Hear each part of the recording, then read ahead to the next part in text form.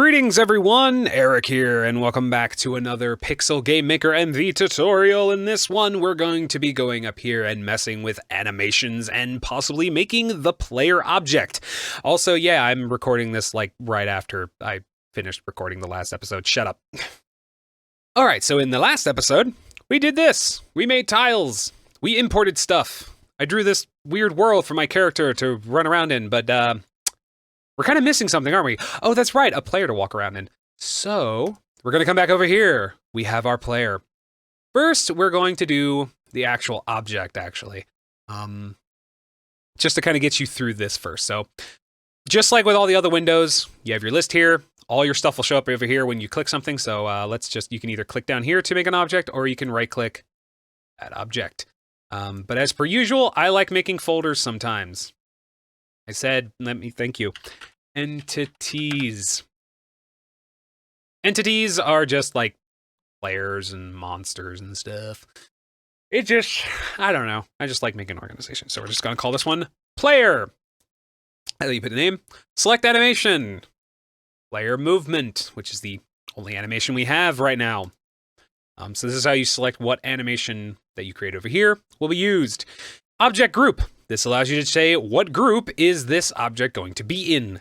This is important because groups are set up so that you can have interactions with certain groups interacting with other groups, but then also having some groups not interacting with certain groups, having one group interact with another group, but not having the group that it can interact with be able to interact with it back. That was very confusing, but it makes sense. All right, so yeah, he's going to be in player group. Object controlled by input device. Yes, this is the player. Pretty much the moment you click that, you don't get a group control system. It's just like, no, it's the player group. This is what this group can interact with, basically. So right now, allow attack detection hits for object groups. Enemies, because I want to be able to hit enemies. Allow wall detection impacts for object groups. I can bump into enemies. And then, of course, wall detection impacts for tile groups. I want them to run into walls. And then basically we're just going to hit OK. And then we're going to get, a bunch of options. Also, thank you, Thank you, game, for just automatically allowing me to do this. How about no, go away, ignore that happened. Yours will probably do that. For some reason, because this is a top-down, it's like, we're going to give you two things. No. Also, I deleted the wrong one. I will show you this stuff in a sec. Okay, anyway. As you can see over here, you have a preview of what the character looks like. As you can see, it's controlled by the player. And then again, you can just like do this if you don't want to see the icon. And then you can do this to like see its settings again if you need to change something. Up here we have different things. We have the action programs. Basically, sorry, Pixel Game Maker uses a state machine setup, but it does it all visually. What's a state machine? State machine basically is a way of controlling different parameters that an object or piece of code can be in at any one time, and allows you to more easily switch between different states, which is, what it's doing at the moment. So like right now, I have this one. This is an action. This game calls them actions rather than states. They're states, but we'll call them actions because that's how this program works. So think of actions the same way you would think of as states. But anyway. First one we have is what I'm calling idle. This is basically the state or action the player will be in when he's doing nothing. So when you're not hitting any buttons and nothing's happening to him, he's just going to stand here. And over here, you can change the name. The color is just for the color of this. So like, I'll use green. So there, now it's green. This is good. Color code things, especially if it's something that's supposed to be important. Like, if I have a death thing over here that's like, oh, if this is what happens when the player dies, then I would make it red or something like that. Or anytime I have special conditions, I'll change what they look like. Also, I can hear squirrels outside. But anyway, right here you have your select motion to assign. Takes over motion just means it's going to use the motion from the previous state that it's coming from.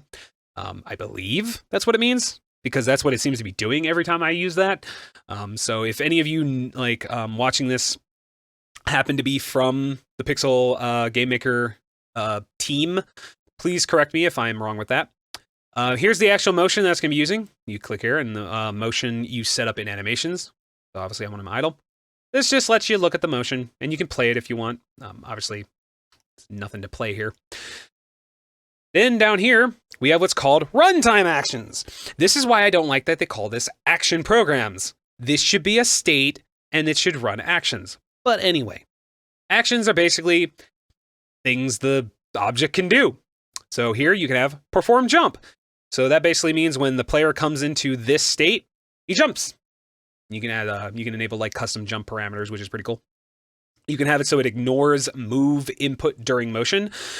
That's cool for if you have the player getting like hit stunned and you don't want the like user to be able to move the character while he's being hit stunned. Then you can just click that, and while he's in this state, you can't move him. Ignore direction change during motion. Similar to this, but it just means you can't change the direction the player's facing, which is pretty nice. Not affected by gravity. That just very self-explanatory. The player will not be affected by gravity, meaning it won't be like pulled down. And you can set the percentage, so you can make it so he's affected by gravity less for a certain state. I'm going to click that for now because this is top down. I don't want the player to move around. I don't know if I actually need to do that. I'm just doing it just to be safe. And then here you have your speeds control. So you have your horizontal movement speed, vertical movement speed, jump speed, turning speed. I swear the turning one always confused me. I think that's for like when you're doing like tank controls and you want the like head or something to rotate. I don't use it. I don't know what it does. Don't ask. Horizontal and vertical move speed. This is just how fast the player can be moved in these directions. So you can set percentages. You can increase them, decrease them. Jump speed. Same thing, but just for jumping. So you can increase or decrease it. Oh, my throat is so dry. Down here, you have other runtime actions. Let's click the little plus sign. Here's all the other things you can have this action do.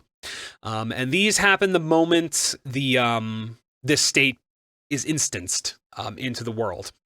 So here's your different tabs. On tab 1, you have the ability to set a direction and move. Just pick a direction, have them move in that direction in a specific move distance, or just until something changes its action. So you can set direction here. You can even have it so it matches that the direction just simply matches, the display can match the direction. The only reason you have this control is, let's say you have the character being knocked back. Well, I want him to be knocked back this way, but I want him to be facing right. That kind of thing.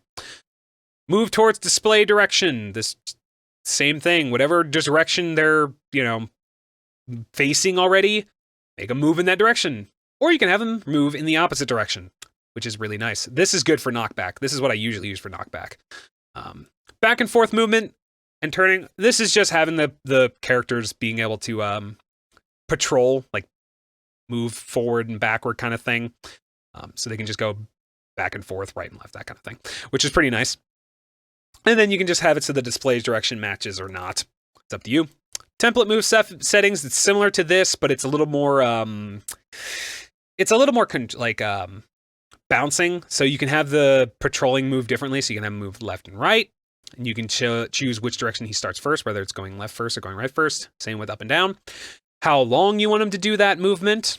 You can also set it so they just keep going. Right now it's just set to bound. I think that's just no movement.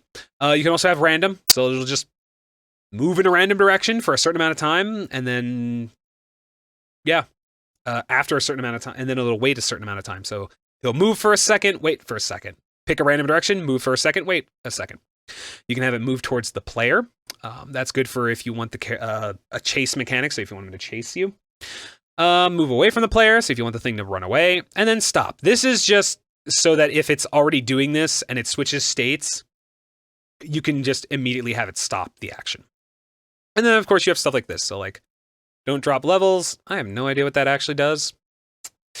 Oh, I think that's so they can't fall. So if it's like side scrolling, they won't be like affected by gravity or something. But you can also do this. You can have it ignore tile wall detection. And then you can also have it so it's not affected by gravity.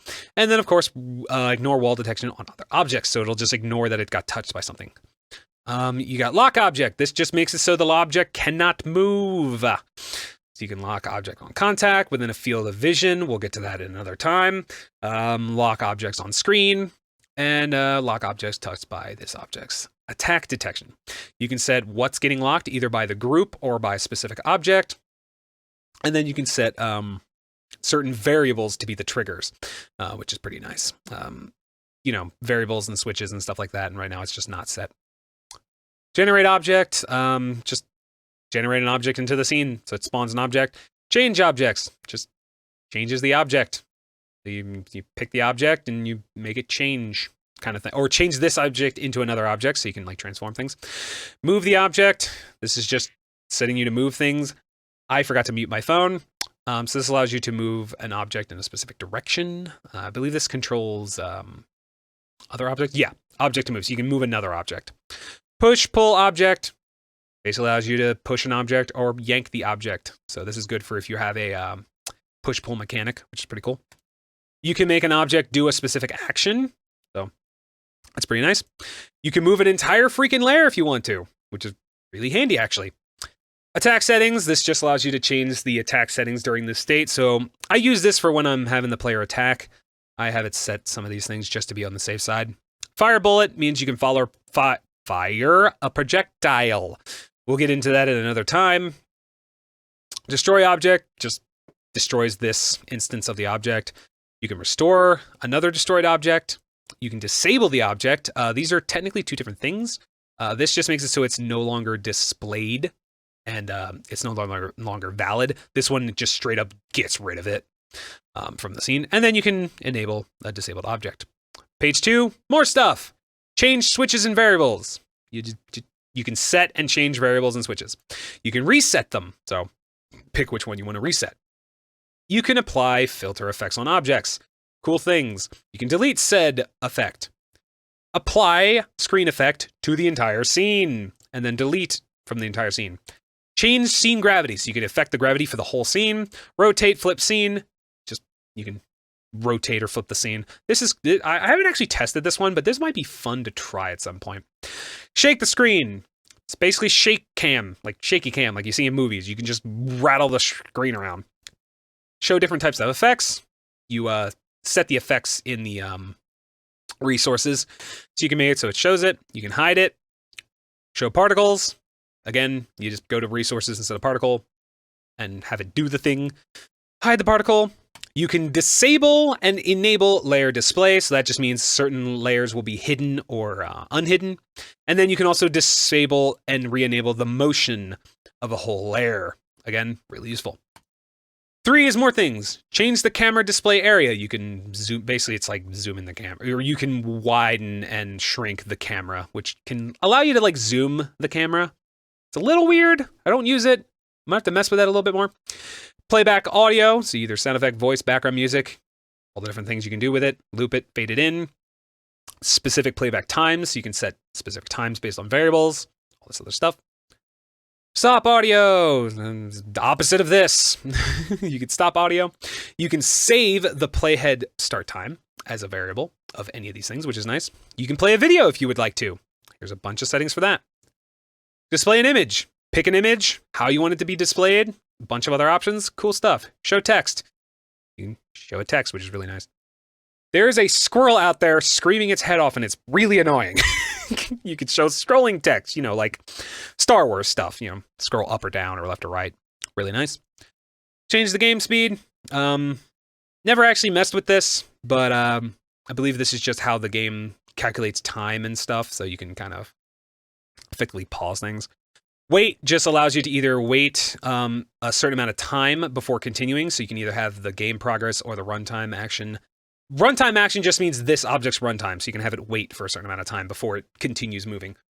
They really need to allow you to have a no limit thing here, so you can do a freaking game process thing, because game process is just pausing the game.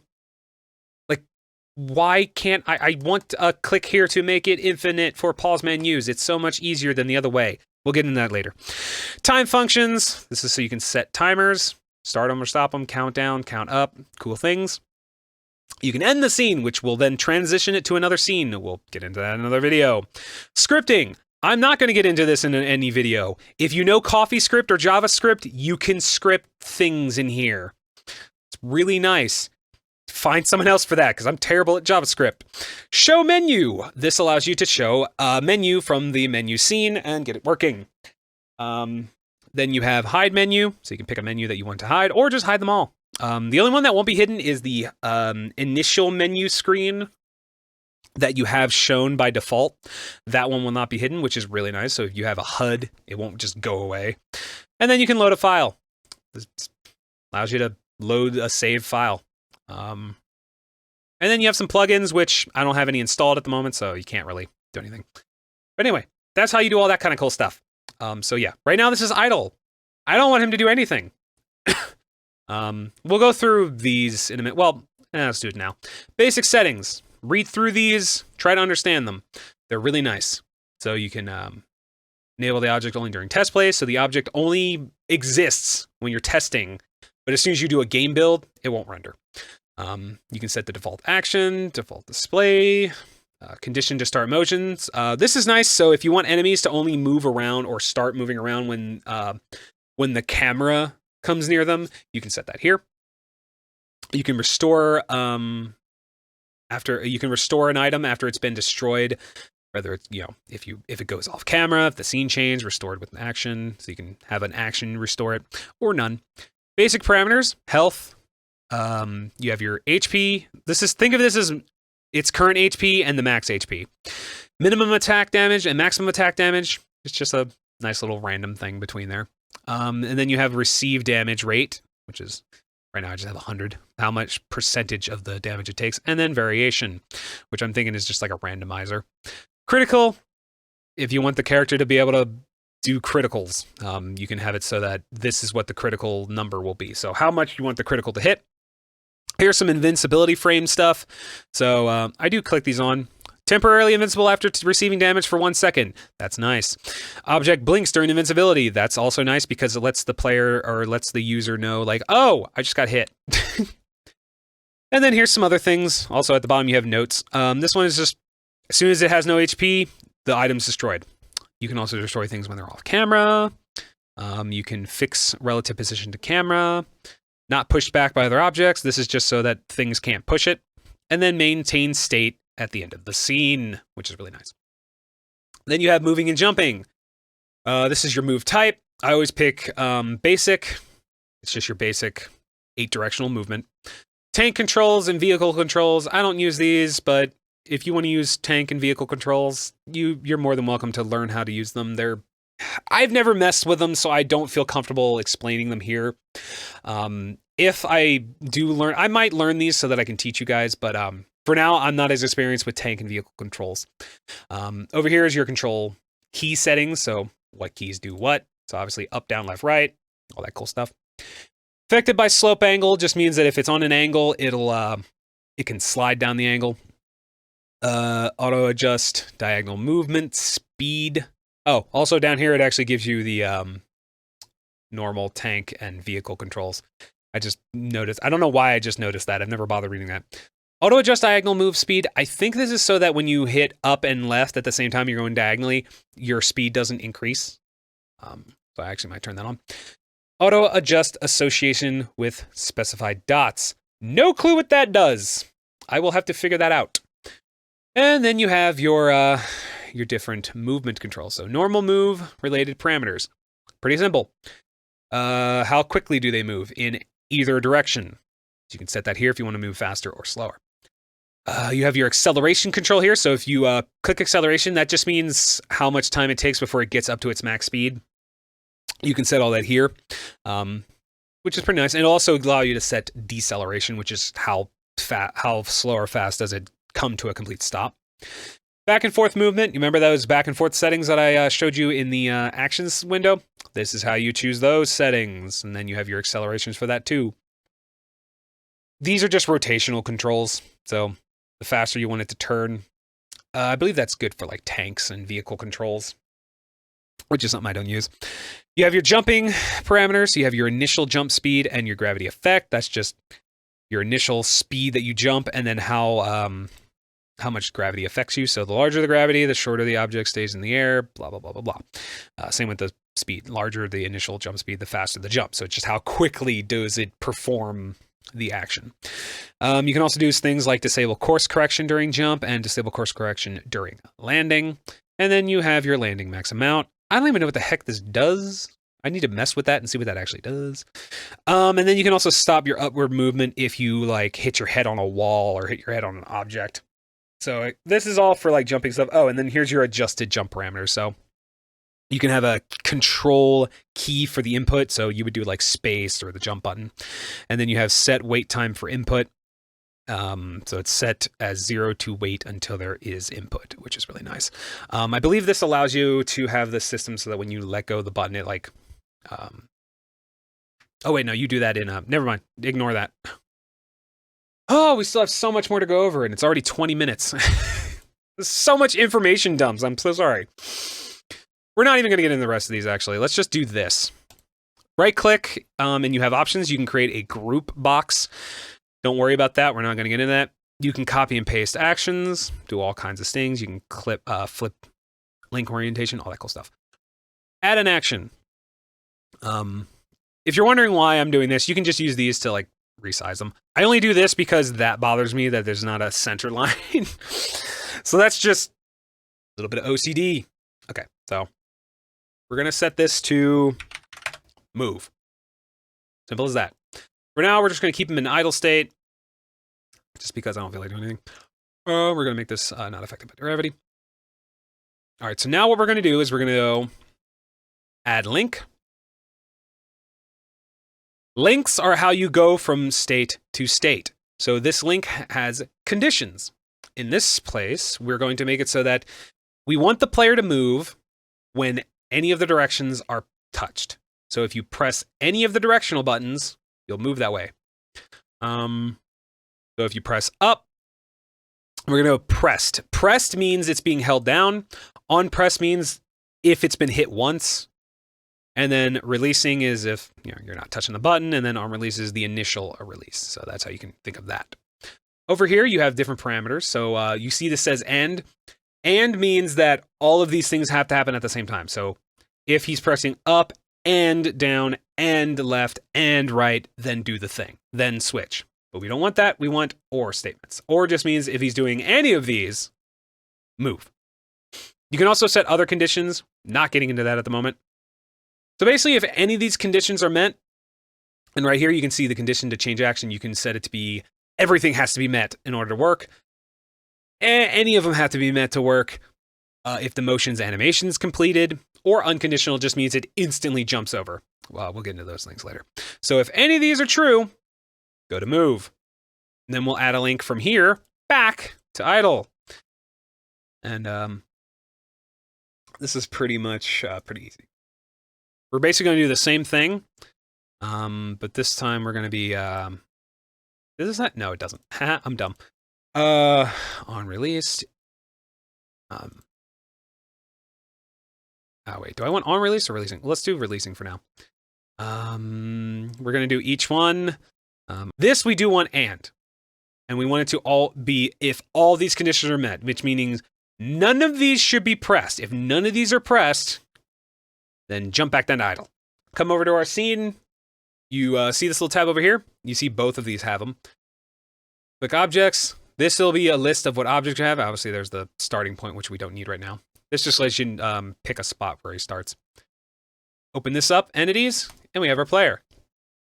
You notice as soon as I click that, this automatically jumped to objects. For this one, it's just what objects are already in the scene. And you can see, I can place my character wherever I want. Let me this up because you can see some settings come over here. Click anywhere you want. It's not going to be perfect, but click somewhere. And you'll see a bunch of options come over here. This is just options for the object currently in the scene. Here's the original object. You can update it in case like you made a change and you want to make sure that it takes place. Hit update. Display priority. Is it going to be on top of another object or below another object? That's pretty good. Single target is, there's only one of them. So of course it's a single target. If you have multiple of them, you can choose one of them to be a single target if you want. Which one you want to be the main target.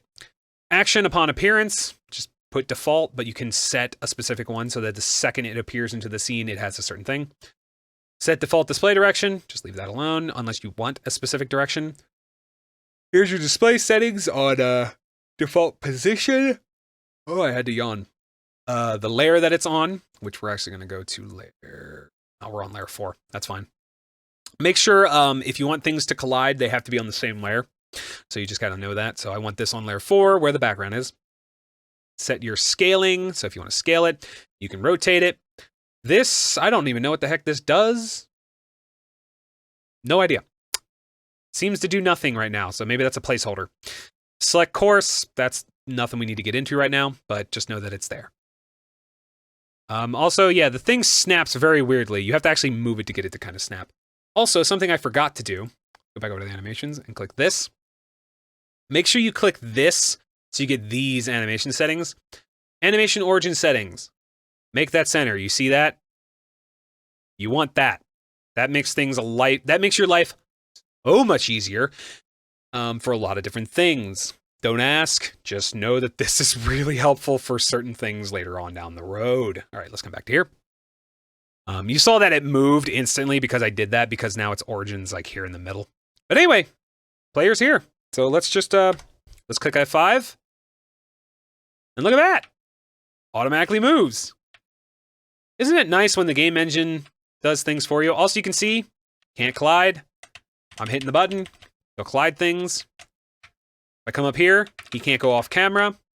And you'll also notice the camera's moving with him because the camera is locked to the player by default, which is really nice. So yeah, the engine does a lot of things. But right now, he's just sliding around like a derp.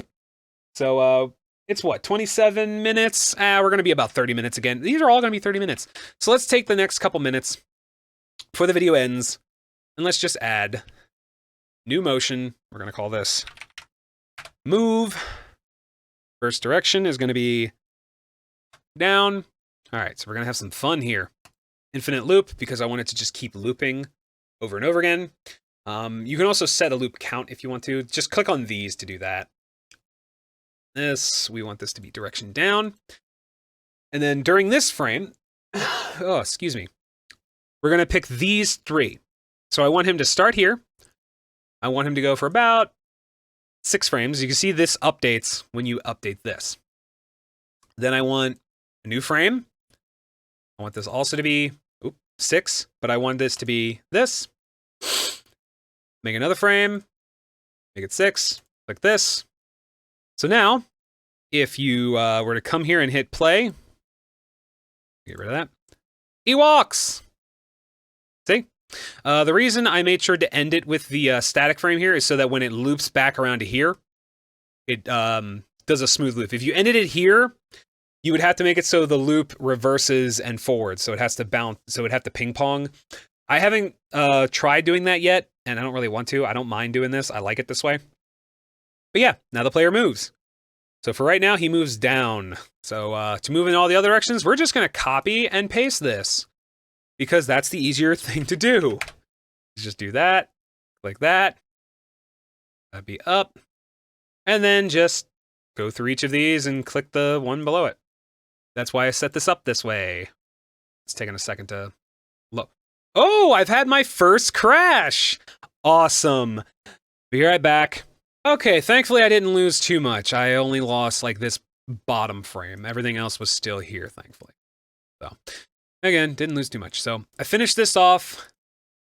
Literally coming back just to go here and just show you how it works. So, oh, wait, no, we got to go to objects. Hold on. We got to go to move. And then right here where it says motion, set that to movement. We hit save. We hit F5. And now the player animates. Yay! All that headache just for the player to be able to move. So yeah, thank you guys so much for watching. In the next episode, we're going to refine his collision a little bit because I don't like the fact that he just collides like with his hair like right there. I'd like him to be able to overlap that a little bit. So we're going to deal with that. We're going to add an attack animation, and then we're also going to add an enemy to attack. So yeah, thank you so much for watching, and I'll see you guys in the next video. Later.